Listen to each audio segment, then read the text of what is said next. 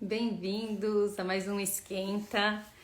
Tá sendo muito especial toda essa troca e esses convidados. E cada vez mais eu vejo como os temas são integrados e como a gente tem coisas para aprender o tempo todo. Hoje a gente tem um pesquisador incrível que vai falar com a gente, é o Fernando Bertolucci. Ele teve agora no Biointegrity Tea Party e foi sensacional, falando da quanticulação, da relação com a biotensegridade, do toque, e ele vai trazer um pouquinho pra gente esse olhar, e a gente vai linkar com as coisas do Inner, que também tem tudo a ver. Então a gente tá muito feliz em receber ele. Lembra que ele separou 2 artigos para eu enviar para vocês, e lembra que para receber os artigos vocês precisam se cadastrar lá no curso Sentir, Pensar e Criar. E é super fácil, o link tá na bio, só se inscreve para receber todo o material. E já deixa tudo preparado, porque semana que vem a gente começa, né, a falar um pouco mais desse modo de criação e como a gente pode ter ferramentas de autorregulação para ajudar os nossos alunos. Eu já vou chamar o professor para a gente já começar, e vão entrando, vão participando, vão perguntando, aproveitem, porque é a oportunidade da gente agregar conhecimento sempre, né? Vamos lá, vou chamar. Ele já vai entrar. Olá, professor. Olá, Bruna. Tudo bom, Tudo bom? Fernando? Tudo ótimo. Tudo e você? Tudo bom, que bom te receber aqui no Inner. Que bom. Obrigado pelo convite. É uma honra estar aqui. Obrigado. Ai, que legal. Fernando, ao longo dessas, a gente chamou várias pessoas, né, super interessantes e legais para falar de vários temas que todos acabam chegando nessa relação de tensegridade, biotensegridade, dessa relação de movimento mais orgânico e de como a gente consegue ter estratégias para conseguir atender, seja no consultório ou através da educação de movimento, conseguir chegar no nosso cliente de forma mais direcionada e com mais embasamento, né? E daí, quando eu estava fazendo toda essa rede, né, e decidindo todas as pessoas, eu falei, nossa, precisa ter o olhar do Fernando, né? Porque além de ser uma pessoa que estuda há muito tempo e está nesse projeto há muito tempo, eu acho que tem uma coisa do toque, não só do toque pelo toque, mas o toque com uma sensibilidade, com uma presença, e eu acho que é isso que você traz no toque tensegridade, né? Essa relação de fato chegar no cliente de uma forma direcionada. Então, um prazer gigante ter você aqui. Maravilha. Obrigado mais uma vez. Queria que a gente começasse, se você quiser começar se apresentando, se alguém não te conhecer, e já engatar nessa relação das suas pesquisas, falar um pouco de tensegridade, e a gente vai caminhando até chegar em Tá, autorregulação. tá, então eu vou falar um pouquinho, vai, da minha história. Eu acho que ilustra um pouco também, né? Eu estudei biologia primeiro, depois acabei estudando medicina, fui para reabilitação e sempre gostei muito dessa história de movimento, anatomia do movimento, etc. E acabei encontrando no Rolfing. Vocês devem conhecer o Rolfing, né? Acabei encontrando no Rolfing um recurso muito interessante. Primeiro, teoricamente, li o livro, depois fui paciente, achei bem interessante essa fáscia na época, há mais de 30 anos atrás, era praticamente desconhecido, né? Fui, estudei Rolfing, e depois, quando eu voltei para o Brasil e comecei a aplicar o Rolfing na clínica, fiquei surpreso com os resultados. Primeira coisa, então eu estava acostumado a prescrever tratamento reabilitacional, principalmente medidas fisioterápicas, medicina física, com uma caneta e um papel. E quando eu pus a mão e comecei a fazer Rolfing, eu falei, peraí, tem uma história aqui que é completamente diferente. E aí comecei a estudar fácil, querendo realmente entender mais profundamente o que estava acontecendo embaixo da nossa mão, né? O que a gente sente embaixo da mão, os tecidos se movendo. O que é isso? Ninguém tinha me explicado suficientemente esse fato. E eu fui atrás. E comecei a estudar, e nunca mais parei. Bom, Aí, a história é que no meio do caminho, então, eu sou fisiatra, né? Fisiatra pega os casos, em geral, que já passaram por mão de um monte de Todo gente, mundo. né? Então, chega lá, já passei no fulaninho, no cicrano, etc e tal, vim aqui, me mandaram aqui, eu vim aqui, etc e tal. E então, eu sempre fiz muito um trabalho muito direcionado para reabilitação, para movimento, para incapacidade motora, certo? Maior ou menor. Então, uma coisa muito customizada, se eu pudesse dizer. E o que aconteceu, na verdade, foram os próprios golfistas, meus colegas, quando vinham receber sessão minha, é que alguma coisa nesse meio do caminho, foram décadas, hein? Eu estou há muito tempo nessa estrada. O meu toque foi mudando sem que eu percebesse. Essa foi a primeira coisa que eu notei, que na verdade, que me avisaram, né, que eu não tinha percebido. E com a ajuda então de colegas golfistas, acabamos então caracterizando uma forma de tocar que tinha determinadas características particulares diferentes do que aquela que a gente tinha, aquelas que a gente tinha aprendido originalmente, né? Legal, e isso tinha uma característica de muita precisão no toque, e que particularmente dava uma sensação realmente de movimento interno, que provavelmente acontecia nas interfaces faciais mesmo, e que, por isso, tinha uma característica cirúrgica. Então, o primeiro apelido, na verdade, quando eu fui dar o primeiro workshop para golfistas, então, o apelido foi golfe cirúrgico. Vamos fazer golfe cirúrgico. Golfe muito, né? Bom, e o negócio foi evoluindo, e também comecei a ver que tinha aplicabilidade em outras áreas. O nome foi mudando, mas, mais do que tudo, o que aconteceu em seguida foi que eu comecei a ver no consultório, durante o toque, esse tal toque que tinha uma característica cirúrgica, eu comecei a ver uma atividade muscular involuntária no paciente. As primeiras vezes que eu notei eram na musculatura do pescoço. Eu trabalhando na região occipital, conseguia perceber que a musculatura do pescoço não estava relaxada, ao contrário, ela estava tensa. Palpável, era palpável. Puxa, que coisa mais interessante, né? Que será que está acontecendo que esse input manual mecânico está produzindo, aparentemente, uma resposta de uma atividade involuntária. Isso que é muito importante, é uma atividade involuntária da musculatura. Então, a pessoa está lá sem fazer nada e, no entanto, a musculatura dela torna-se ativa. Fiquei muito curioso com essa história e, então, em seguida, eu comecei a fazer pesquisa nisso, com eletromiografia.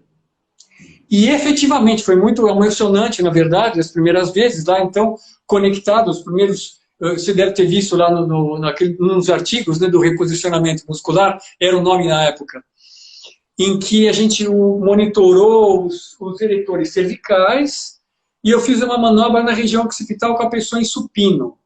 Incrível. E foi muito emocionante, na verdade, de realmente ver no monitor, peraí, tem realmente uma atividade aqui, né? E então publiquei esse negócio, fizemos depois um outro experimento em que parecia como a atividade não era só onde a gente estava movendo, estava com a mão, parecia que às vezes o corpo todo poderia ficar ativo. Então fizemos um segundo experimento em que a gente trabalhou no tórax e monitorou de novo eretor cervical e aí o eretor lombar também. E vimos, de novo, então, manobra no tórax, atividade muscular cervical e lombar sincrônica. Que incrível. Que é o que a gente via na clínica. Você vê dá para palpar o músculo, né? E aí, nesse meio tempo, começou a acontecer uma outra coisa. Que essa atividade, às vezes, se mostrava intensa o suficiente para produzir movimentos espontâneos. Esses movimentos aconteciam na menor parte das pessoas, mas em algumas acontecia. Era muito surpreendente ver o corpo da pessoa se movendo involuntariamente. Tem vários padrões de movimento. A gente vê isso até hoje, então, de novo, em outro projeto de pesquisa que está em andamento, que depois eu vou falar um pouquinho sobre isso. Então, o que será que é isso? Então, a pergunta que eu não quero calar é o que está acontecendo, que você põe a mão, produz um determinado input mecânico e cria a tensegridade no corpo. Na verdade, foi assim. Eu chamava isso de sincronicidade ao movimento da mão do terapeuta, porque nessa técnica a gente usa um tipo de uma oscilaçãozinha, uma pequena oscilação, para monitorar o estado do corpo da pessoa. E quando a gente faz isso, dá para perceber que quando o terapeuta faz essa oscilação, os segmentos, cabeça, né, tórax, pelve, se movem sincronicamente. Incrível. E essa sincronicidade que é tensegridade. Então, quando eu li a primeira vez tensegridade, eu falei, mudei o nome na hora. Porque isso aqui descreve o que eu estou querendo dizer. Entendeu? E aí virou toque de tensegridade.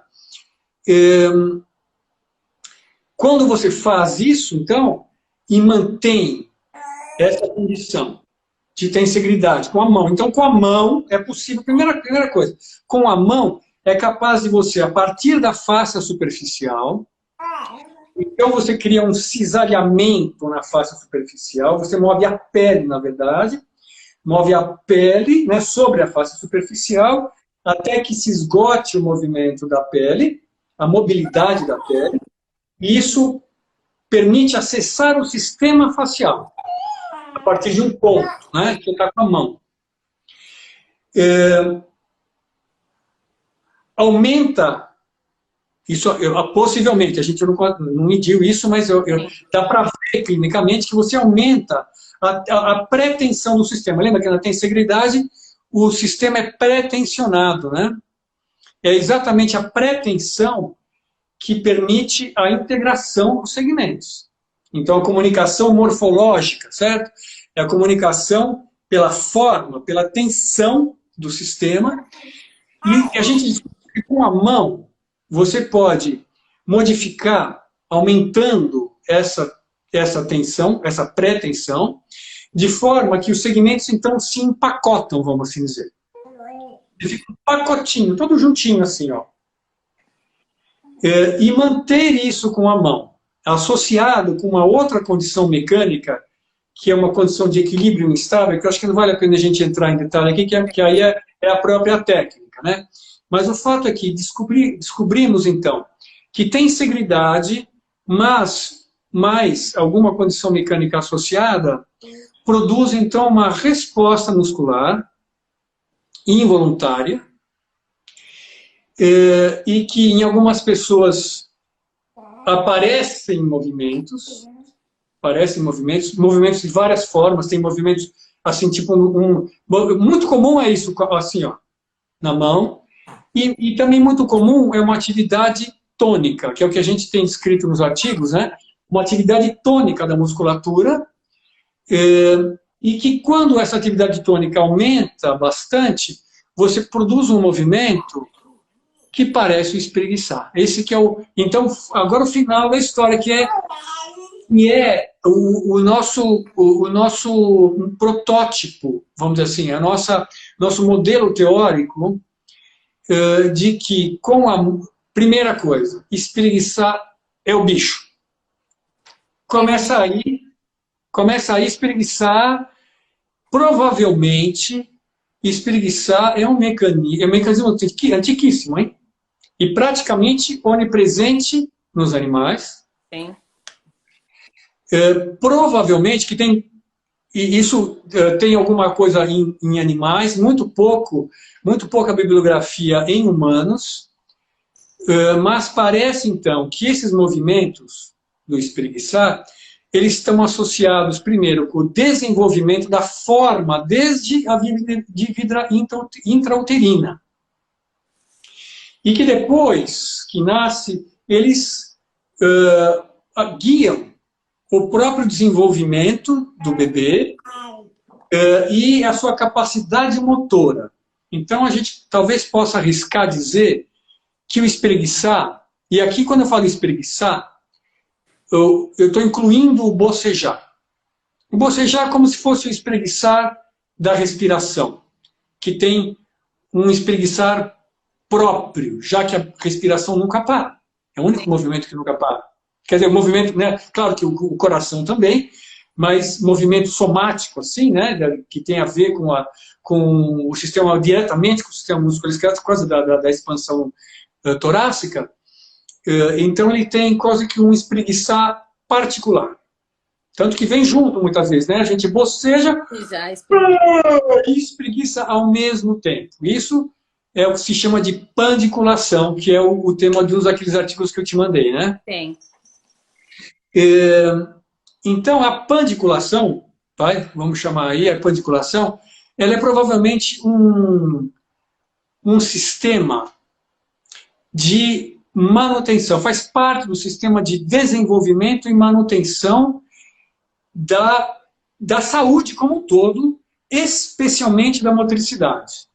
Mas é da saúde como um todo, porque a forma, como se sabe hoje, né, a tensegridade não está só, ela está muito ligada à saúde musculoesquelética, mas não só. Não.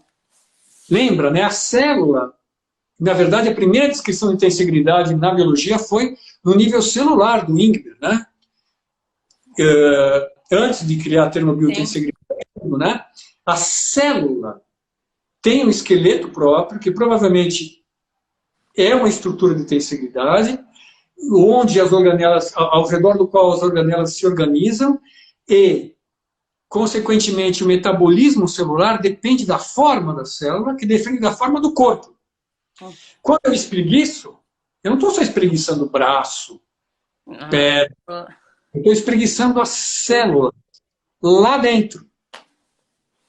E isso provavelmente é um estímulo que vai, como que resetar, vai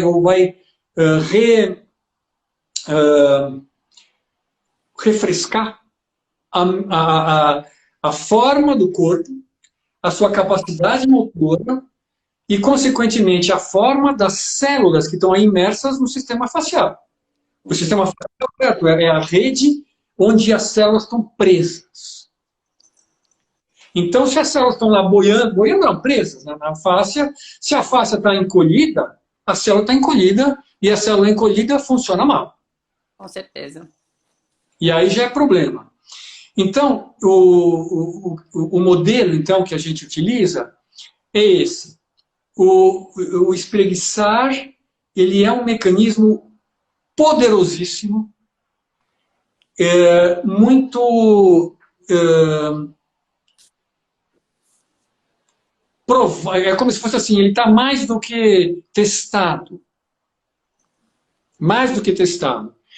E ele é diferente de fazer um alongamento. Vocês já perceberam como é diferente fazer espreguiçar e fazer um alongamento? Então, o que tá acontecendo, o recrutamento motor é totalmente particular. Certo? A sensação é totalmente diferente. Então, quando você está fazendo um espreguiçar, você provavelmente está aumentando o que eu chamo de felicidade celular. Que ótimo. Que é o quê? Lembra da interocepção? Né? A interocepção, hoje se sabe que o sistema de manutenção, o sistema autônomo, né, nervoso autônomo, está monitorando muitas variáveis bioquímicas. No nível tecidual. Então, em outras palavras, os tecidos falam com o sistema nervoso central, pelo sistema nervoso autônomo, das suas próprias necessidades. E o espreguiçar atende a essas necessidades. É por isso que o espreguiçar num dia, existem padrões É certo que existem padrões hum, estereotipados, que têm a ver com os próprios movimentos, de andar, de correr, de levantar, de rolar, né? De agachar, todos. Então, existe uma estereotipia. E dentro da estereotipia, existe uma particularidade, de acordo com o que você fez no passado próximo. Então, se eu dormir mais ou menos assim, e as células lá ficaram meio infelizes, porque pressionou o tecido e aí a irrigação ficou comprometida naquele tempo, elas estão avisando o sistema nervoso autônomo de um nível subconsciente. E estão desenhando o espreguiçar. Customizado. Customizado. Isso que é maravilhoso, né? Então não tem fórmula. Qual que é a fórmula? É a fórmula que emerge a cada momento. Então, se eu estou, sei lá, sentado com a perna cruzada, de repente vai dar uma vontade de fazer assim, é aquele assim. Né? Né? E isso, então, é customizado para aquela pessoa, para aquele momento, né? Incrível. Fernando, você sabe que eu fui bailarina profissional, né? Daí fui físio, daí eu fiz osteopatia, fui indo para o lado da terapia manual. E quando surgiu eu entender que eu queria ter essa organização, que é hoje em dia o Inner Balance, para mim vinha muito como eu ia conseguir ter o mesmo recurso das minhas mãos nos alunos, né? Porque a intenção era propagar. E por muito tempo eu fiquei numa pesquisa, enfim, eu fiz algumas especializações em Nova York e eu ficava numa pesquisa de conseguir entender como eu iria chegar nesse aluno à distância ou numa sala grande, não precisar do toque o tempo todo, né? E foi incrível, porque através dessa relação, e eu, enfim, eu estudo muito educação somática, e através dessa descoberta desse movimento mais orgânico, que tem a ver com essa escuta e esse entendimento do que eu preciso, o que o meu corpo precisa agora, a gente foi descobrindo intuitivamente, há 15 anos atrás, que os movimentos mais espreguiçados, que tinha mais um processo autoral do aluno, fazia com que ele se modificava ao longo desse processo, né? E daí depois a gente o Inner tem alguns acessórios, bolinha, tem um tecido, e agora a gente está desenvolvendo um outro que também auxiliam essa relação da gente conseguir entender qual a necessidade do nosso corpo, quase como uma reaprendizagem, né? Não só do movimento, mas do que o nosso sistema vai pedindo ao longo da nossa vida. Maravilhoso, maravilhoso. Você veio de outro, né?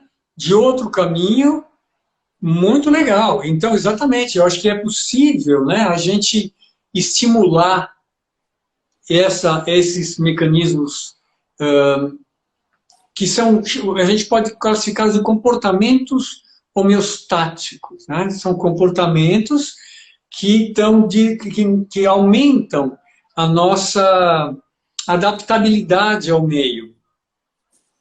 Então, se eu estou aqui agora, que nem eu bebi um gole d'água agora, porque eu estava com sede. Então, o desconforto da sede me dá vontade de beber água, e eu pegar a água e tomar é um comportamento homeostático. Com certeza. Da homeostase geral, sistêmica, porque lá, né, tem aquela monitoração da osmolaridade, etc. e tal. E aí tem essa que é somática. E é gozado, também eu acho interessante eu tenho a impressão, Bruna, que de certa forma a nossa humanidade, né, o neocórtex, todas as estruturas mais novas neurologicamente, trouxeram muita coisa, né, a cultura, né, a civilização, etc, etc. Mas, ao mesmo tempo, talvez tenha nos afastado da possibilidade de expressar esses comportamentos mais livremente. Sim, com certeza. Bocejar é feio. Espreguiçar é feio. Tá certo? Eu lembro, eu estava na mesa, no almoço, né, Eu sem lembro disso fome. comigo. Eu começava a espreguiçar, eu tomava bronca da minha mãe.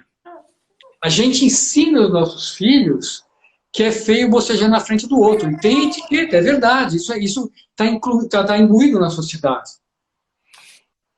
Outra coisa, de repente eu pego e tenho que acordar na hora X, eu coloco meu despertador 5 para X, sei lá, X, ou levanto de um pulo. Vocês já repararam, por exemplo, os animaizinhos de estimação, né? Quando eles acordam, qual é a primeira coisa que eles fazem? Nossa, espreguiçam. É o que o nosso cachorrinho morreu recentemente, mas eu chamava ele de professor. O professor estava lembrando sempre disso. E muito curioso, né? Muito curioso a atualização. Esse que é o termo que eu queria. É uma atualização do sistema. A fáscia, ela é muito dinâmica, especialmente o tecido o frouxo, né? Que tem um metabolismo mais alto, né? O tecido denso não tem um metabolismo tão rápido, mas o tecido frouxo tem. Especialmente a relação dos glicosaminoglicanos com a água, e por um lado, e com o lado com o colágeno. Né? Então, vamos dizer, né, a consistência do nosso corpo, ela é altamente mutável. Altamente mutável. Por isso que a gente acorda mais duro do que a gente foi dormir, né? Quando a gente acorda, é normal, você acorda meio durinho, né? Então, o espreguiçar, ele atualiza o sistema. Atualiza o sistema, provavelmente desfaz ligações entre glicosaminoglicanos, ácido hialurônico e colágeno. De forma a restabelecer essa mobilidade interna que é fundamental para a distribuição adequada de forças dentro do sistema tensegral. Senão a gente fica desconjuntado. Sim. A tensegridade deixa a gente conjuntado. É. Parece que o corpo vai se reorganizando, né? Eu tenho muito essa impressão. E o Pedro perguntou isso, eu tenho 2 bebês, né? Uma que é uma criança agora, vai fazer 3 anos, e eu tenho um que está aqui comigo agora, de 4 meses. Ai, que delícia!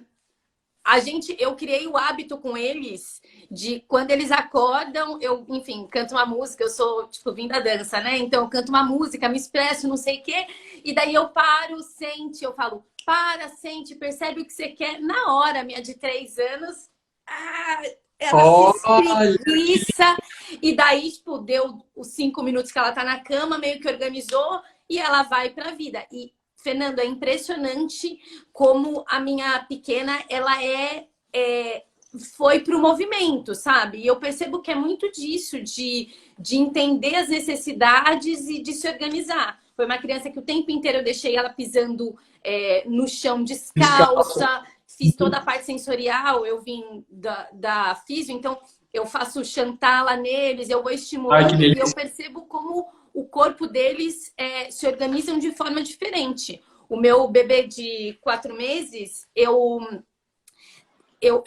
resolvi deixar ele explorar e chegar nos posicionamentos por ele, em vez de ficar estimulando. E, Fernando, é impressionante. Ele fez 5 meses agora, ele já se organiza para sentar, e o pé e as mãos super acordados. Você percebe que se a gente dá a permissão para o corpo dialogar, né? Ele mostra recursos fantásticos, porque ele é mega inteligente, né? Exatamente. E uma coisa que você falou agora, né, da tua pequena, que ela fazendo assim, sorrindo, né? Porque existe uma fruição, é gostoso. É gostoso bocejar, é gostoso espreguiçar, como é gostoso beber água quando a gente está com sede. Sim. Mas quando não está com sede, não. Entendeu? Então, é muito interessante a dinâmica, certo? Então, a fruição e a criança, Você vê, a criança gosta de pular, a criança gosta né, de correr. Essa fruição, eu acho, de novo, que a gente vai perdendo, conforme a sociedade coloca a gente na caixinha do comportamento quadradinho, né? Então, nós, né, vamos dizer assim, educadores somáticos, se a gente for considerar isso, eu acho que tem uma desconstrução que envolve um pouco isso, né? É claro que eu acho que talvez com o tempo isso mude, né? Mas por enquanto, né, você já vai continuar sendo feio. Então acho que tem estratégias, né, inclusive com os filhos, né, de explicar esse negócio, né? E de quando eles forem maiores, é claro, né? Quando é pequeno, deixa solto, né? É claro, né? Mas quando tem que entrar na caixinha e o teu comportamento, vamos dizer assim, ele está sendo monitorado, de certa forma, né? É uma monitorização do comportamento. Então você tem que ter uma certa atuação, por assim dizer, né? Então você vai ter que inibir. A educação envolve inibir comportamentos espontâneos. Com certeza. Tudo bem, acho que a gente tem que aprender isso e ao mesmo tempo ter a crítica de que essa inibição, muito provavelmente, ela vai na contramão da saúde. Com certeza. De certa forma, né? E de talvez... autopercepção, né, Fernando? Eu acho que quanto a gente vai crescendo e vai perdendo esse olhar interno, né? Total. Das minhas necessidades, total. Enfim. E vira a necessidade o que é externo, né? Tipo, ou o que não tem jeito. Ir no banheiro não tem jeito, então você vai. Exato. E de repente eu vou no especialista, ou no educador físico, fisioterapeuta, perguntar o que eu devo fazer. É gozado esse negócio, né? É gozado. Como se a outra pessoa... Aliás, também, de novo, né? A medicina é um pouquinho... E a atenção à saúde como um todo, né? É um pouco anti-evolutiva nesse sentido. Sim. É verdade que o conhecimento é maravilhoso, né? Eu adoro, faço ciência, entendeu? Estamos lá, eu acho maravilhoso, nada contra. Mas a gente tem que ter a crítica, de qualquer forma, né? Na medida em que você eventualmente terceiriza a atenção à tua saúde. Então, acho que tem um resgate que a gente pode, inclusive, de novo, como educador somático, etc., a gente pode auxiliar a pessoa a resgatar e a confiar. Nos instintos, né? Pelo amor de Deus. Sim. É necessário, né? Eu acho que a gente está num momento de ser autor, de fato, das nossas vontades, entender as nossas necessidades, sair um pouco só do vou levar para o outro. Até porque o ano que passou foi um lugar de aprendizado para isso, né? Ter autonomia do movimento, entender as suas regulações, entender o que me faz bem. É importante. Claro, aí então. Ele tá o bebezinho, aqui. Mostra. Ih, como é que ela chama? Ele chama Vitor, a outra chama Helena. Vitor. Ei, Vitor! Que graça. Parabéns. Obrigada. A Mônica fez uma pergunta. Pois não. Se os estímulos também limitam o corpo a se regular. Foi isso, Mônica? Vamos lá. Os estímulos também... O que é TDM, né? Os estímulos também limitam... Mônica, pergunta de novo, por favor. A gente vai... Ela pergunta e a gente responde. Fernando, você... Toda vez que toca no seu paciente... tem uma presença do seu corpo, né? Em relação ao corpo do outro. Exato. Bom, isso na educação somática, né? Eu entrei na educação somática pela técnica de Alexander e ele falou intuitivamente muito disso, né? De como a forma com que eu estou organizado atinge o sistema do outro, né? Exato. E quando você toca, você pensa no seu posicionamento em relação ao outro ou você simplesmente emite o corpo inteiro atuando no outro, né? Exato, exato. É interessante, né? Essa pergunta é muito legal. Eu, no começo, quando eu estava começando a ensinar, eu olhava muito a mão da pessoa, né? Depois que eu fui perceber que é o corpo todo. É o corpo todo. Então, se a gente fosse agora atualizar um pouquinho, né, o entendimento disso, eu acho que você consegue estimular a tensegridade no outro na medida em que você está presente na sua própria tensegridade. Com certeza. E é gostoso, como é gostoso espreguiçar, isso que eu acho interessante. E tem mais uma coisa, não cansa. Essa atividade, a gente está estudando esse negócio dessa atividade tônica, os movimentos involuntários, quando aparecem, podem ser super fortes e, no entanto, a experiência da pessoa é que ela não está fazendo esforço nenhum. E a mesma coisa acontece com o toque, é sem esforço. Você usa o peso. É o jeito de colocar o teu peso e cria. Então, o sistema, o paciente e o terapeuta viram um só sistema de tensegridade. E olha que interessante. Já me aconteceu, eu também tenho um movimento involuntário faz tempo também. Eu acho que talvez essa seja uma das raízes desse trabalho, quando eu comecei a meditar séculos atrás. Então, às vezes, quando eu estou fazendo o trabalho, o meu corpo começa a movimentar involuntariamente. E aí eu estava conversando com uma aluna, né, da Espanha, ontem, inclusive, e que ela trabalha muito com o toque de tensegridade, mais ou menos 8 horas por dia com o toque de tensegridade, e num certo momento ela começou a ter movimento involuntário. Como terapeuta, você está entendendo? Que incrível. Então, o que eu quero dizer é que existe, eu acho legal esse termo também, a possibilidade de uma corregulação dos dois. Então, eu lembro também de uma outra aluna lá atrás, que foi minha assistente, e a primeira vez que ela, faz tempo que ela falou isso. Eu estava com uma dor no ombro, fiz uma sessão, passou a dor no ombro.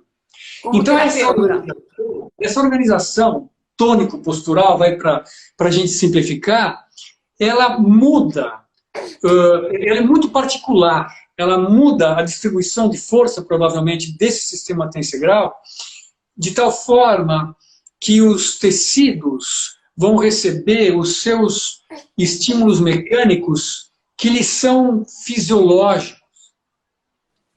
Então, o movimento ruim, a gente sabe que cria problema, certo? Com certeza. Padrão de movimento ruim dá galho.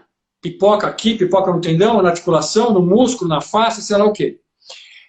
E do outro lado, o movimento bom soluciona o problema, que é exatamente esse o caso.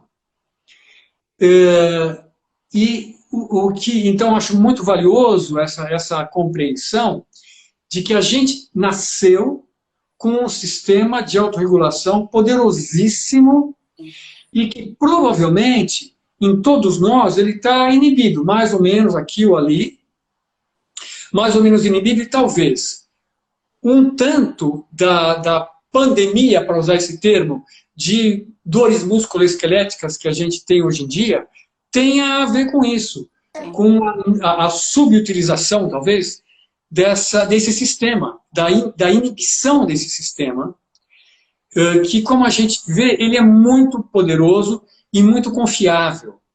Cada vez mais, no começo, eu às vezes, quando ia fazer tensegridade em algum paciente, criar tensegridade, eu tinha que fazer umas posições que eram estranhas. Eu ficava incerto até, será que esse negócio está certo? E, no entanto, a pessoa estava lá, tranquila, o meu corpo estava sentindo no meu corpo essa conexão que a gente acabou de falar.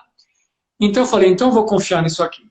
E eu comecei a ter uns resultados assim de que se você olhar o que você está fazendo, parece que você está torcendo a pessoa e está fazendo mal para ela. E ao contrário. Talvez você esteja distorcendo torções históricas que se acumularam no sistema facial e que necessitam, então, desse estímulo, porque eu acho que é uma coisa também interessante, se a gente fica muito tempo sem espreguiçar o negócio, essas ligações que a gente falou há pouco, elas vão amadurecendo. De forma que se a gente fica muito tempo sem o sistema funcionar, a gente não acessa mais. Nem que a gente espreguice um monte, porque as conexões agora são de colágeno. Entendeu? E aí, então, a forma, a arquitetura da face mudou. Aí o toque, então, entra como uma coisa super poderosa. Sim.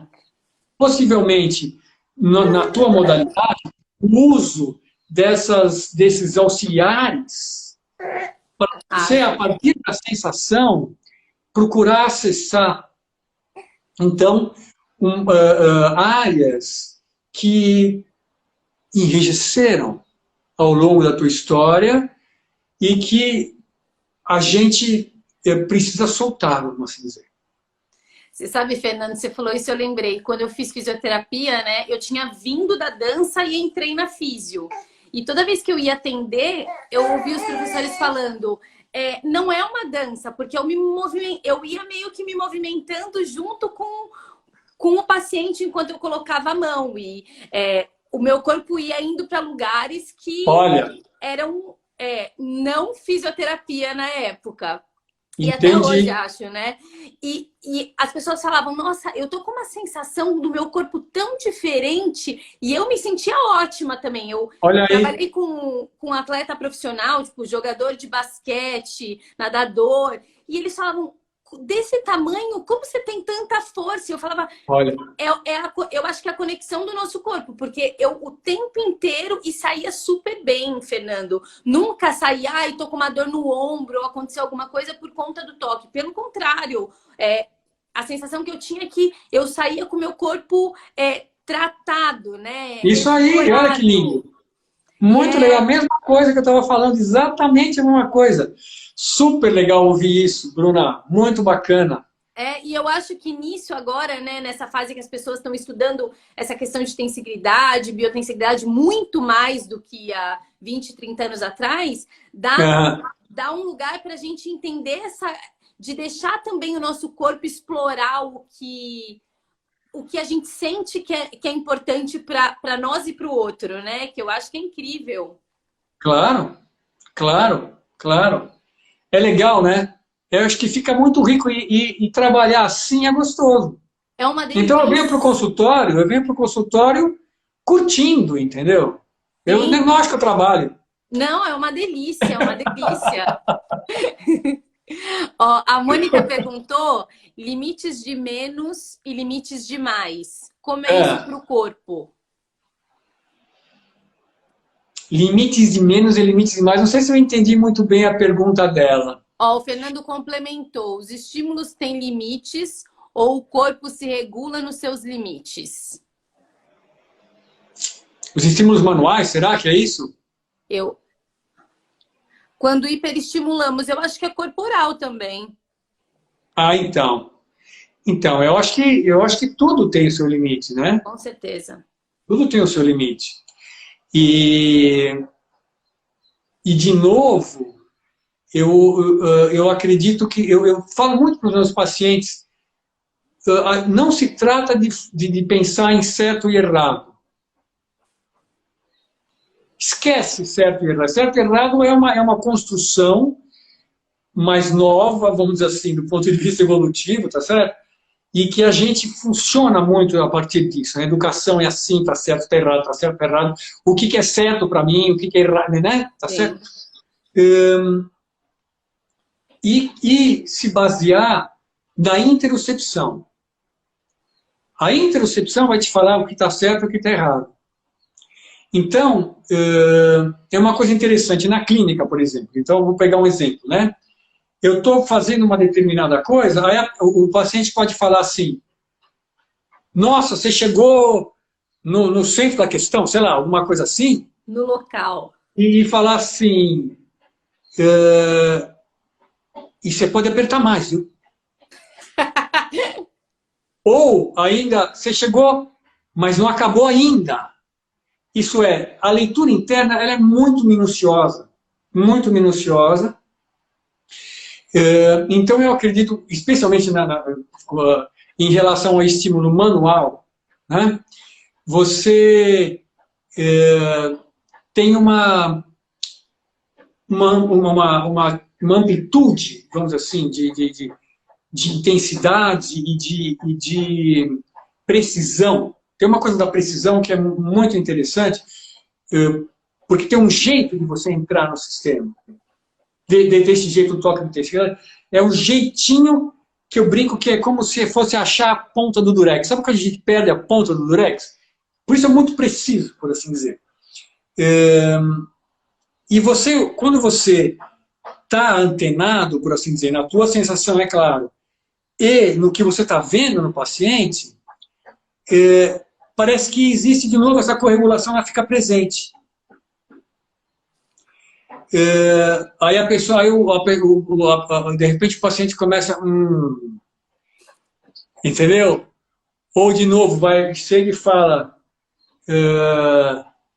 nossa, sei lá, fala alguma coisa que está adequado. Ou eventualmente, pode acontecer também, quando eu estou muito empolgado, aí eu solto meu peso com tudo e tal, de repente a pessoa falou, acho que está um pouco demais, aí eu diminuo.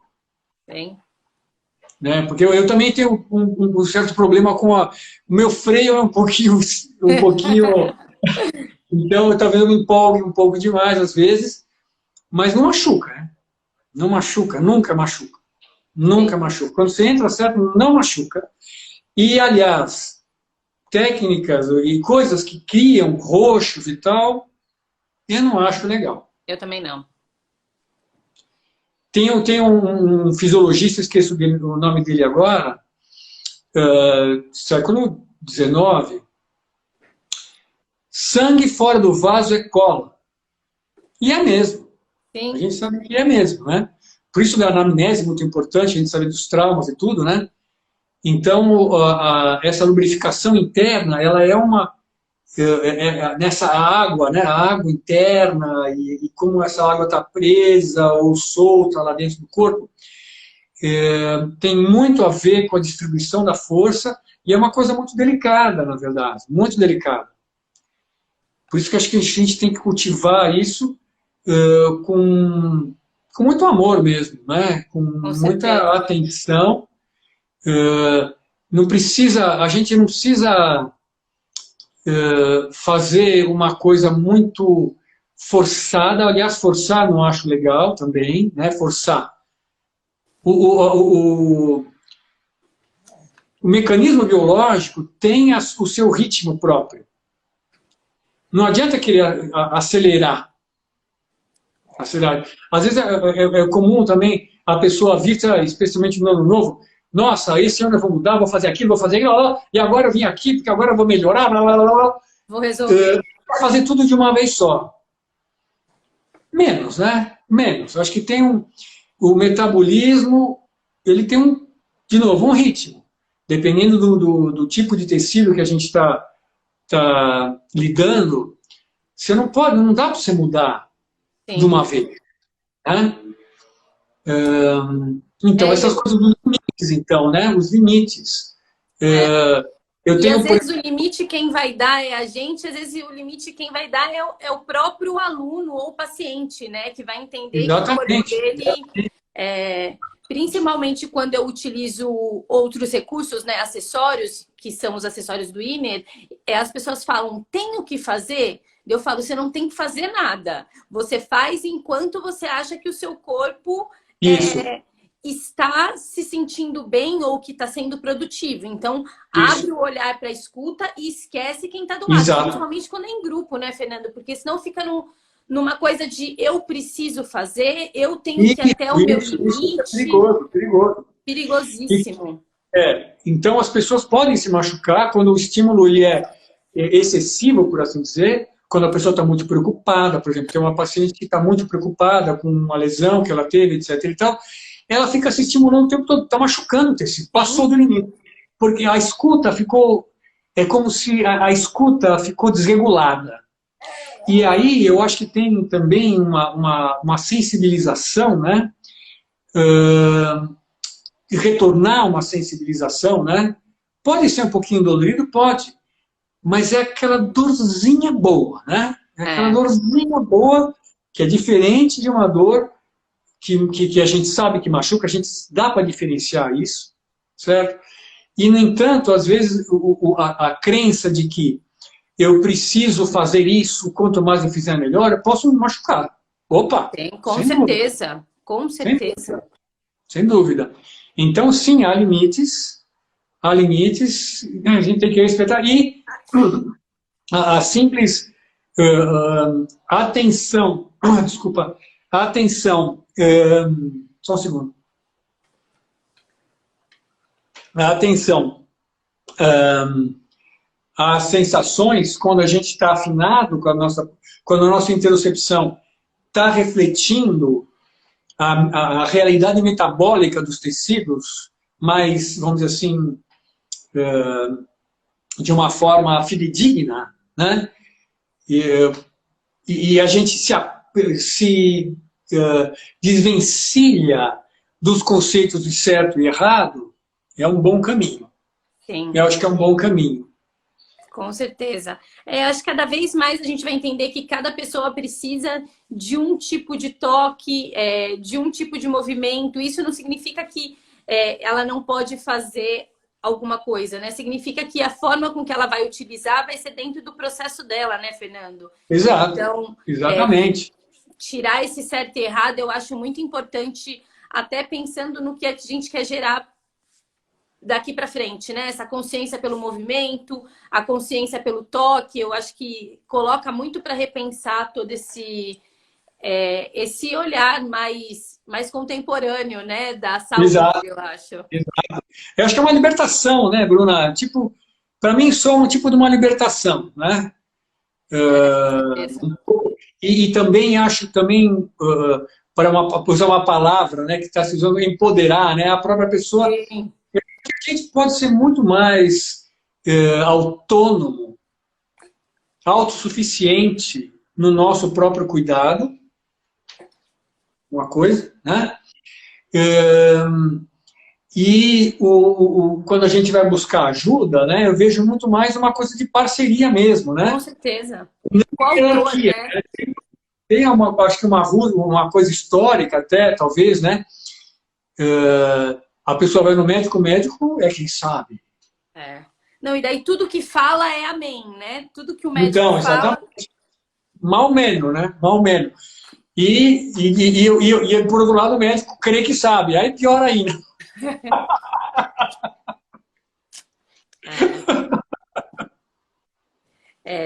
Não dá para ser só no outro, né? Eu acho que não dá para ser só ali.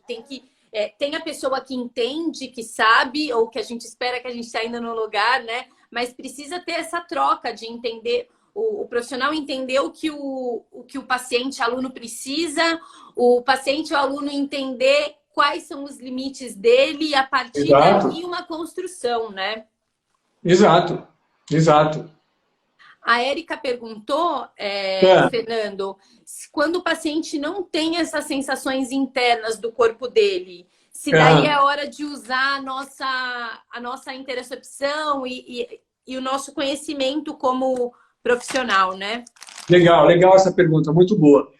Eu acho, e a gente vê isso mesmo, né? Talvez por falta de exercício de uso, né? Lei do uso e desuso, basicamente. Quando a gente historicamente está distante da percepção do nosso corpo, etc. e tal, está muito para fora, por assim dizer, né? Eu gosto do termo da presença sensorial, né? O quanto a gente está presente para as nossas sensações, né? O sistema vai quase que definhando, mas ele está lá. Então, o educador somático, né?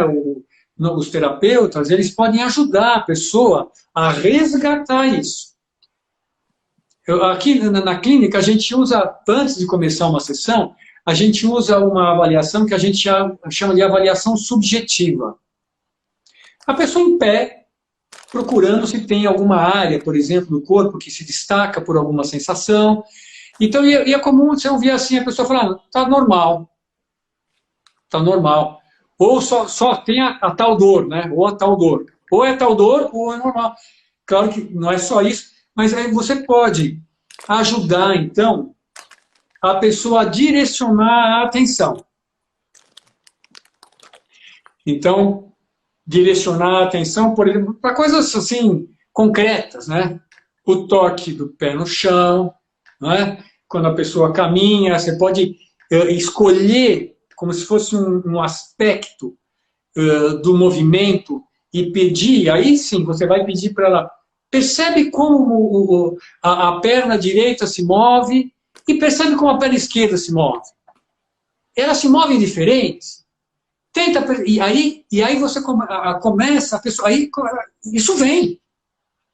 Então, eu acho que é muito legal, inclusive, ver como isso vem até rápido. Para a pessoa que está motivada e que está afim de se conhecer mais. Né? Se ela abre a escuta, né, Fernando? Eu vejo muito isso no exato. A gente trabalha o tempo inteiro com comparação, imagem, aumento da percepção. É o foco da condição da prática.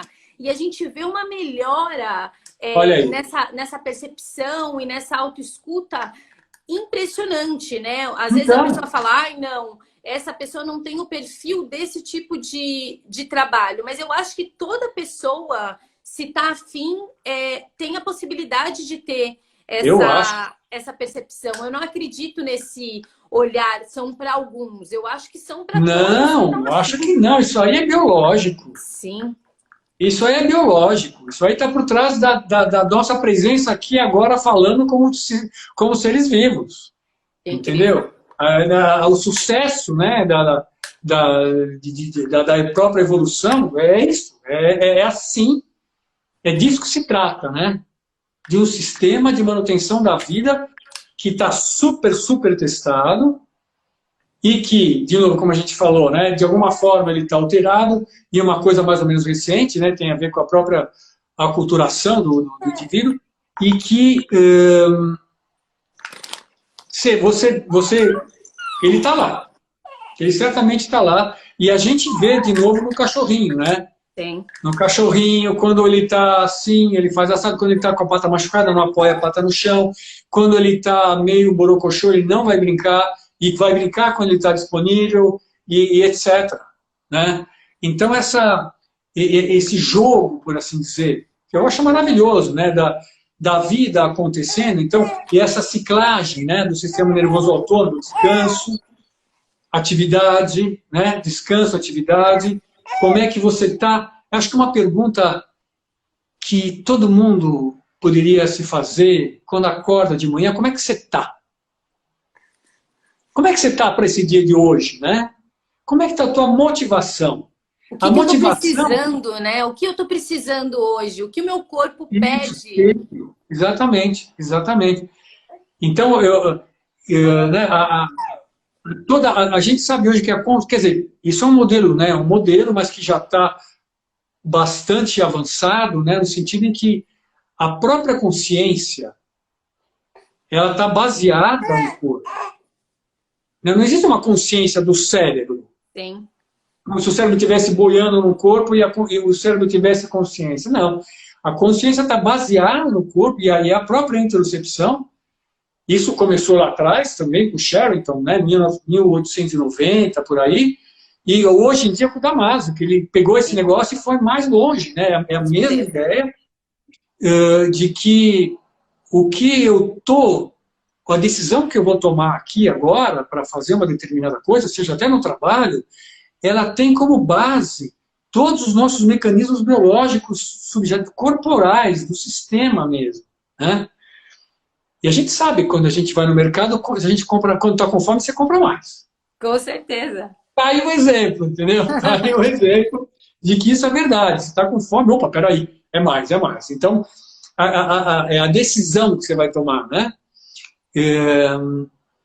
Então, eu acho interessante também notar como algumas pessoas, você deve ver isso também na tua prática, que elas vem com uma dor, ou vem com uma queixa e tal, e no final de um processo até esqueceram da dor e estão muito mais surpresas com possíveis mudanças na dinâmica humoral, na dinâmica emocional que ela experimentou ao longo do processo. É muito bonito isso. É lindo. Eu acho que, inclusive, a gente ir em busca de entender os mecanismos fisiológicos subjacentes a isso é muito bonito, porque a gente vê na clínica. Você deve ver também, né? A pessoa muda, né? Tinha uma brincadeira, né, que o pessoal fazia lá atrás, né?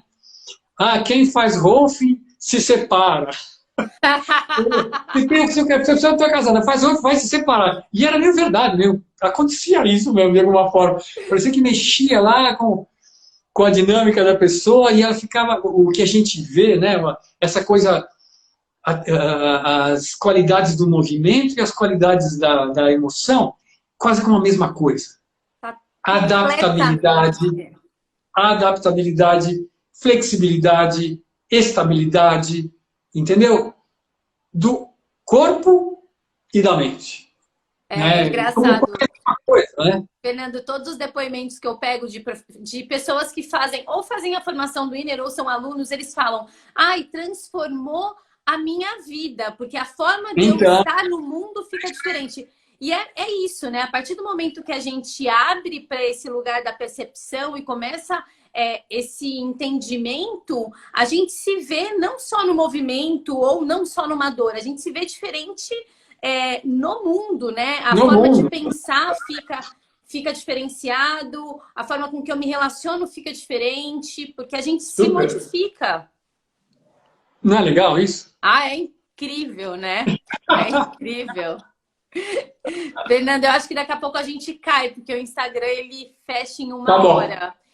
Tá bom. Então, que delícia ter o seu olhar e seu conhecimento. Muito, muito obrigada. É um prazer. Teve alguém que perguntou de coisas para estudar. A gente vai mandar 2 artigos que o Fernando separou para vocês. E o que precisar, tanto nas redes sociais do Inner quanto no do Fernando, a gente está sempre propagando informação, né? Então é só procurar a gente. Maravilha, Bruna, muito obrigado. Muito obrigada. Assim Deixa que só estiver no terminar. Brasil, vou fazer o toque de Tensegridade. Estou morrendo de vontade. Venha. E a gente está, no novo projeto de pesquisa, tem novidades que vão aparecer já. Estamos vendo lá, com estimulação magnética transcraniana, coisas que vão de acordo com as nossas hipóteses. Estou muito contente com isso agora. Que delícia, maravilhoso. Muito, muito obrigada. Obrigado você pelo convite, uma delícia conversar aqui com você e com a tua audiência, maravilha. Obrigado, pessoal, pela audiência. E estamos aí nessa seara da educação somática, né, e de fazer a vida brilhar de dentro de cada pessoa. Com certeza. Que lindo. Obrigada, Fernando. Obrigada, gente. Obrigado. Tchau. Tchau. Até, Fernando. Sexta-feira a gente vai ter mais uma... Peraí. Deixa eu tentar. Fernando, eu só vou encerrar. Bom, eu queria agradecer a todo mundo. Que incrível, né? Ter uma pessoa tão especial e com um olhar tão... que passou, né? Uma transição, então muito, muito bom. Na sexta-feira a gente vai falar sobre corpo e emoções, então eu espero vocês, 12h30. E muito, muito obrigada. Quem quiser saber mais sobre o Toque de Tensegridade, entra lá no Instagram do Fernando. E lembrando que a gente semana que vem a gente entra numa semana bem especial, que a gente fala de todo esse processo, de como a gente cria através de um pensamento mais global e através dessa relação de autocuidado. Então eu espero vocês semana que vem, vai ser de segunda a sexta, às 12h12 do Brasil. E é isso. Beijo, gente. Obrigada. E obrigada por tudo isso proporcionar, né? Que a gente conseguia... Eu tô aqui nos Estados Unidos trabalhando com meu filho e tô aqui falando com vocês. Beijo, gente.